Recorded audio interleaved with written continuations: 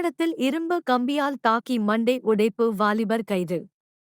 திருப்பூர் மாவட்டம் பல்லடம் பச்சாபாளையத்தைச் சேர்ந்த நாகராஜ் என்பவரது மகன் யுவராஜ் வயது 36, இவரது சித்தி மகன் பிரேம்குமார் வயது 32.